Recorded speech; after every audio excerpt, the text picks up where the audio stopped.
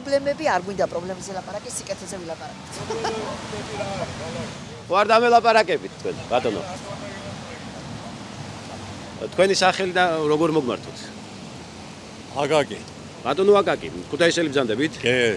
რა არის მთავარი პრობლემები თქვენი შეფასებით, რაც ქალაქსაა ამ სახლა? ყველა იძულებულია გაიქცეს, შემოსავალი არ აქვს, ფასები სასწაულად იზრდება ყველაფერში, ყოველდღიურად იზრდება ფასები.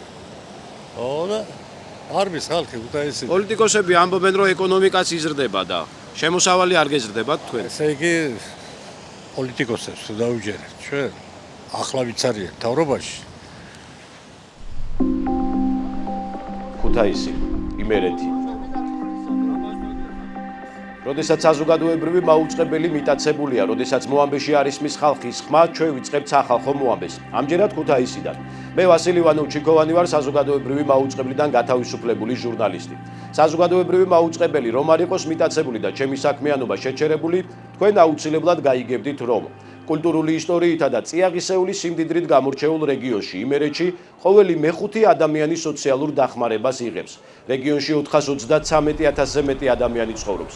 მათგან თითქმის ნახევარი საარსებო შემწეობას ითხოვს. 30 წლის წინ იმერეთის მოსახლეობა 785,000-ზე მეტი იყო. ბოლო 3 დეკადის განმავლობაში კი ეს რაოდენობა თითქმის განახევდა. დემოგრაფიული მდგომარეობა საგანგაშოა ქვეყანაში სიდიდით მეოთხე ქალაქში, ქუთაისშიც. აქ 1994 წელს 222,000-მდე ადამიანი ცხოვრობდა. 2024 წელს კი 123,722 ადამიანი ცხოვრობს. მოსახლეობის ამ მასშტაბის კლება სამუშაო ადგილების ნაკლებობის, დაბალი ხელფასების და ემიგრაციის შედეგია.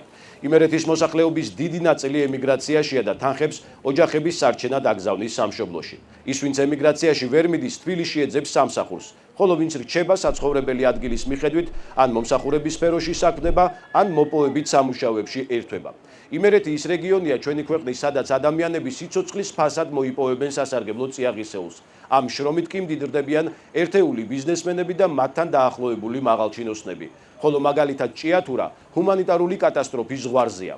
ეკონომიკურ თვითგადარჩენასთან ერთად რეგიონისთვის დიდი გამოწვევაა კულტურული იდენტობის შენარჩუნებაც. გელათის მრავალსაუკუნოვანი მონასტერი ბოლო წლებში ჩატარებულმა არასწორმა სარესტავრაციო სამუშაოებმა იმდენად დააზიანა, რომ ის დღეს განადგურების პირასაა. იგივე გზა გაიარა ბაგრატის ტაძარმაც. წინა ხელისუფლების დროს ჩატარებული სარეაბილიტაციო სამუშაოების შემდეგ იუნესკომ ტაძარი მსოფლიო კულტურული მემკვიდრეობის ძეგლთა ნუსხიდან ამოიღო. ეს ყველაფერი იმერეთში არსებული მწვავე პრობლემების მცირე ჩამონათვალია. დღეს ჩვენ ჩამოვედით ქუთაისში, იმისთვის რომ აზრი ვკითხოთ ხალხს. ქუთათურებს ახლა პრობლემები ბევრია. ერთი სიტყვით ახლა შოქი გვაქვს, წყალი გვაქვს, ყველაფერი არის, მაგრამ პრობლემა იმაშია, რომ ეს პროდუქტები არის ძვირი და უხარისხო არის რა, კონტროლი არა, სურსათს.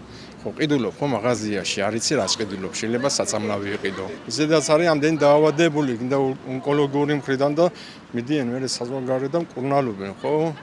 აქ ვერენდობიან, დაჟე ექიმებს ვერენდობიან, რომ იმკურნალობენ და იმის საშუალება არ აქვს. ხალხს რომ იმასა ზოგი საფრანგეთში მიდის, ზოგი თურქეთში მიდის, წამლებიც იქიდან ჩამოაქვთ, აქ ძვირი რო არის. იმიტომ რომ წამლების სიძვირი არის. აი ესე იგი ადრე რო იყო ანალიზი თქვა ბავშვის 30 ლარი პოლიკლინიკაში. ერთ თვის განმავლობაში და 2 თვის განმავლობაში გახდა 50 ლარი. პურმა მეიმატა ახლა ხო შეხედე პურის ფასმა ერთი კვირით. ანუ ყველაფრის ფასები იმატებს და შემოსავალი მადამაის არ იმატებს. უბრალესმა მიდიან საზოგადოებრივ ქალბატონები სამუშაოდ მიდიან რომ მომლველებად და ახალგაზრდებს ვისაც საშუალება აქვს და იმას სწავლა უნდა საზოგადოებრივ და უფრო მეტად იგენ სამუშაოდ მიდიან. მე ახლა 3 ბიჭი ყავს და 2 წასული იყო სამუშაოდ. საზოგადოებრივ იყო წასული. აქ იმდან დაბალი ანაზღაურებები არის. ანუ იმდენი სიტუაცია შეიქმნა იმაში, რომ საქართველოში პრაქტიკულად ახლა კარგი ის არის, რომ მშვიდობა გვაქვს. ეს დიდი ეს ყველაფერი წონის, რომ მომიარა და მშვიდობა. ეს ძალიან სასიამოვნოა რა. მატერიალურად უკვე პატარა გაუჭირდა ხალხს. გადაკარგულია დედაშვილთან არა, გაცივებულია. აქეთ ჩვენ წლებით ნევრიულობით, იგენი იქეთ. ეგია ცხოვრება დეიდულა.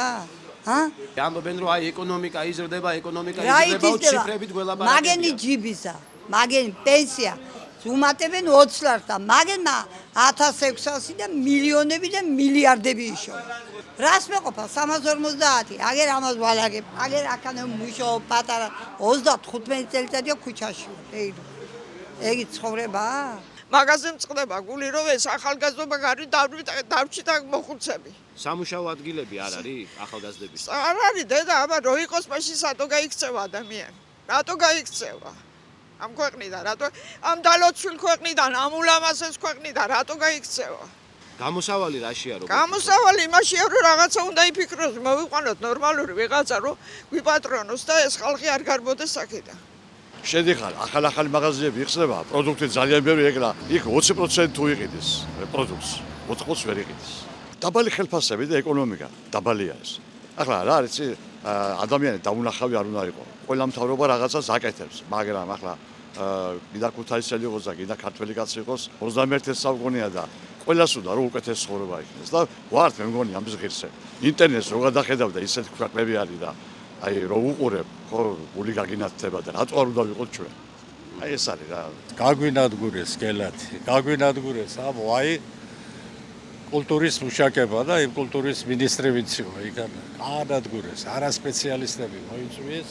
ისე გაანადგურეს გელათი, რომ რა ვიცი, მისადგედა ძალიან არა უნიკალური ფრესკები და უნიკალური ისინი ნადგურდება. ქალაქის ერთსახე მაინც დააშვენა ბულვარმა. კი. ეს ერთი კარგია, მაგრამ ბევრია დახარჯული ისე. იმ თანხას არ შეესაბება, მაგრამ რას იზა? ყველა სფეროშია ახლა ასე. შეოწოვა და დაუდაკლა. მე საკმაოდ მაღალი 1000 ლარზე მეტი მქონდა ხელფასი, მაგრამ თვიდან თვემდე მესამე კვირაში უკვე იმდენად პროდუქცია, იმდენად ძვირი იყო, რომ არ მიწევდა ჩოლებრად, არ მყოფნიდა რა. აი თვიდან თვემდე რომ გამეწია. თვის ბოლოს მაინც მიწევდა, რომ აი სადვიშოო ფული, მაგაზე ნერვიულობა რა. ყველა უფრო ემიგრაციაში მიდის. ბებია ახლა და ოჯახის ნახევარი წევრები მაგალითად უცხოეთში მყავსმენ და მაგის ბრალიცაა, რომ არასაკმარისი ხელფასები და არასაკმარისი სამსახური იყო. ამას მაინც ვფიქრობ, რომ უცხოეთში წასვლა მაინც მინდა. რისთვის? კარგი შემოსავალი. გაფასებენ პირველ რიგში. არ მიგიჩნევენ როგორც მონას.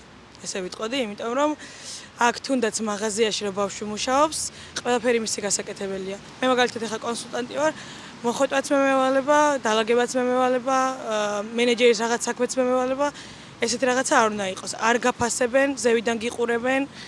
მე ეგეთი რაღაც არ მიგზნია უცხოეთში. პატარა რაღაცის გაკეთებაზეც კი მადლობას მიხდიდნენ მაგალითად. იმისთვის რომ ვიღაც ოჯახიდან ემიგრაციაშია წასული და ცოტა გამართული ხარ წელში, ეს იმას არნიშნავს, რომ ეკონომიკა ყვავის. დღეს მე თუ სახში ვარ, ვიღაც ჩემი ოჯახიდან წასულია. იყო პერიოდი მე ვიყავი წასული. ყველაზე გულდასაწყვეტი რა არის? ციცით, ადრე თუ მარტო დედები მივდიოდით, ქალები მივდიოდით. ახლა ახალგაზრდები ოჯახებით მიდიან. საშუალო ფენა არ არსებობს. ახლა ჩემგან რა გესწავლებათ, მაგრამ იყო პერიოდი, როცა საშუალო ფენა არსებობდა. ახლა არის ან მდიდარი, ან ღარიბი. ბოლო 1 წელი არ ყოფილვარ საქართველოში, ქუთაისში, ვსწავლობ ევროპაში. ჩამოვედი 1 კვირის წინ და ქუთაისი დამხვდა იმაზე მეტად, ესე რომ ვთქვათ, დაცლილი და უფრო მეტად გასაჭირში ჩავარდნილი ადამიანები, ვიდრე დავტოვე 1 წლის წინ. რა არის მთავარი გამომწვევი, როგორ ფიქრობ, იმ პრობლემების, რომელიც ახლა ქუთაისში არის? გამომწვევი მიზეზი, რა თქმა უნდა, არის ის დღევანდელი ხელისუფლება, რომელიც გვყავს ჩვენ. იმიტომ რომ როდესაც ქვეყანას ყავს დემოკრატიულ პრინციპებზე დაფუძნებული მართველი, ესე რომ ვთქვათ, პარტია და ამ კუთხით არ არის ქვეყანაში პრობლემა, რა თქმა უნდა, ქვეყანა არის ძლიერი და მოსახლეობაც არის ძლიერი. ანუ მთავარი მიზანი, რითაც ჩვენი ქვეყნის ხელისუფლება დღეს იბრძვის და შემიძლია თამამად თქვა, ეს არის მათი პირადი კეთილდღეობა. ძალიან წუხვალ. ჩვენი ქალაქი იმსახურებს ბევრად მეტს, იმიტომ რომ მე სადაც ყოფილვარ, სადაც მიმოგზაურია, თამამად შემიძლია ვთქვა, რომ ეს არის ერთ-ერთი ყველაზე ლამაზი ევროპული ქალაქი. ასეთი იყო სახალხო მოამბე ქუთაისიდან.